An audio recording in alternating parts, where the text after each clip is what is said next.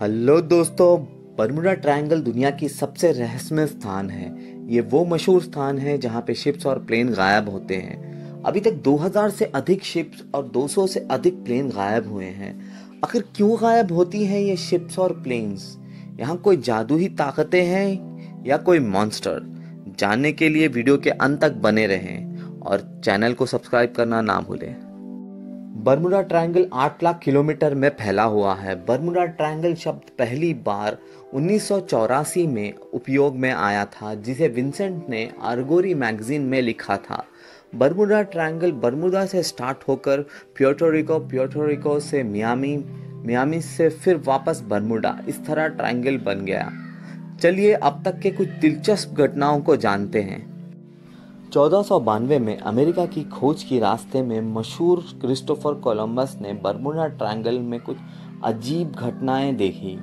Ship का compass काम नहीं कर रहा था। पानी के ऊपर रहस्यमय रोशनी चमक रही थी। आसमान से आग का गोला समुंदर में आ गिरा। 1872 नवंबर के महीने में मैरी सेलेस्टी नाम का व्यापारी जहाज बर्मुडा ट्रायंगल में गायब हो गया। 5 दिसंबर 1872 के दिन अटलांटिक महासागर में यह पाया गया। शिप में सवार सारे यात्री और कर्मचारी का कोई पता नहीं चला। शुरू में ये माना जा रहा था कि लुटेरों ने किया है, पर जहाज में सारी कीमती चीज़ें वैसे ही मिली, तो ये साबित ना हो पाया कि लुटेरों ने किया है। 4 मार्च 1918 को बारबाडोस के पास सबसे बड़ा फ्यूल शिप USS साइक्लोप्स गायब हो गया। हमें पश्चिम नहीं मिल रहा, सब कुछ गलत है। हमें किसी भी दिशा के बारे में समझ नहीं आ रहा, सब कुछ अजीब सा लगता है, समुंदर भी।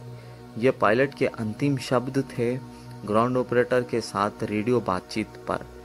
कुछ देर बाद एक PBM मैराइन फ्लाइंग बोट को बचाव के लिए भेजा गया, पर वो भी गायब हो गया। बर्मुडा ट्रायंगल है ये, नहीं मिस्टर इंडिया, हर चीज गायब हो जा रही। 5 दिसंबर 1945 को 5 TBM Avenger torpedo bombers routine training पर निकले एक्सपीरियंस ट्रेनर के साथ और गायब हो गए। 1938 में पैसेंजर प्लेन जिसमें 29 पैसेंजर और 3 क्रू मेंबर सवार थे, लैंडिंग से 20 मिनट की दूरी पे अचानक प्लेन गायब हो गया।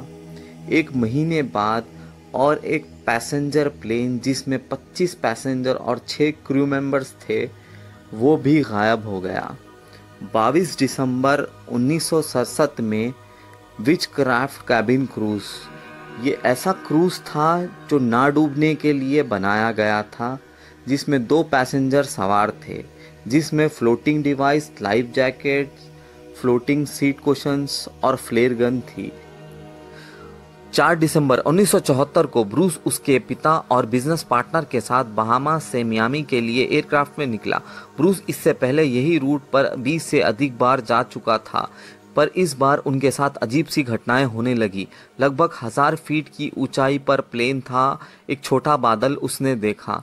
जैसे ही वो आगे बढ़ता गया, बादल का आकार बड़ा होता गया। उस बादल को पार कर दिया। कुछ देर बाद तब प्लेन 11,500 की ऊंचाई पर पहुंचा तो एक बहुत बड़ा और काला बादल सामने आ गया। ब्रूस को इस बादल में से गुजरने के अलावा कोई रास्ता नहीं था। बादल के अंदर जाने के बाद एकदम अंधेरा छा गया, कुछ भी दिखाई नहीं दे रहा था। बादल इतना घना था कि बाहर सूरज की तेज रोशनी के बावजूद अंदर पूरा अंधेरा था। अचानक बादल के अंदर तेज रोशनी चमकी। ये कोई बिजली नहीं थी और ये रोशनी थोड़ी थोड़ी देर में चमक रही थी, फिर गायब हो रही थी। कंपास अपने आप फिरने लगा और दूसरे इलेक्ट्रॉनिक डिवाइसेस भी फिरने लगे। ऐसे लग रहा था कि कोई और उसे ऑपरेट कर रहा है। अब ये बादल साइक्लोन की तरह घूमने लगा। ब्रूस को कुछ समझ में नहीं आ रहा था, वो बहुत परेशान था। ये सब क्या हो रहा है वो कुछ समझ नहीं पा रहा था। लगभग 30 मिनट बादल के अंदर सफ़र करने के बाद एक रोशनी दिखाई दी और वो रोशनी की तरफ बढ़ने लगा। वो एक टनल की तरह था और उसका रास्ता बंद होने लगा, पर ब्रूस ने हार ना मानी और वो रोशनी की तरफ बढ़ता गया। आखिर वो बाहर निकल गया। तुरंत उसने रेडियो से ग्राउंड कंट्रोल को संपर्क किया। उसने लोकेशन पूछा। ग्राउंड ऑपरेटर चौंक गया जब उसने लोकेशन देखा।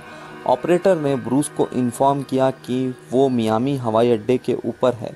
वो यकीन नहीं कर पा रहा था। 400 किलोमीटर का सफ़र 90 मिनट होते हैं हमेशा, पर इस बार सिर्फ 47 मिनट में मंजिल पहुंच गया था।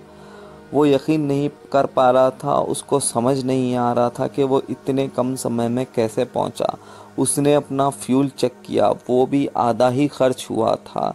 कई साल तक वो एक्सपर्ट से मिलता रहा और जानने की कोशिश की कि आखिर उसके साथ सफ़र में हुआ क्या था। बर्मुडा ट्रायंगल सुपरनैचुरल स्थान नहीं है, बल्कि कुदरती तौर पे खतरनाक स्थान है।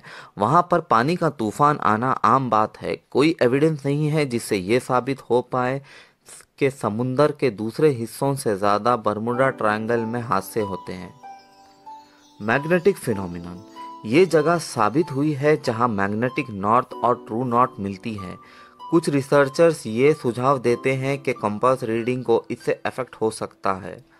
कुछ रिसर्चर्स का ये मानना है कि ज़्यादा बिजली खड़कने की वजह से इलेक्ट्रॉनिक मशीन्स काम नहीं कर पाते। यहाँ पर जो बर्मुडा ट्रायंगल में खो गया अब legendary lost city of Atlantis के निवासी है। अटलांटिस के लेखक प्लेटो है। उनके अनुसार पूरी सिटी एक ही दिन में समुंदर में कहीं खो गई।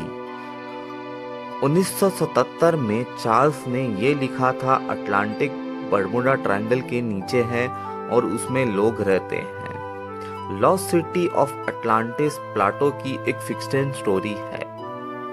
बर्मुडा ट्रायंगल एक रास्ता है दूसरी दुनिया में जाने का, ब्लैक होल भी कह सकते हैं।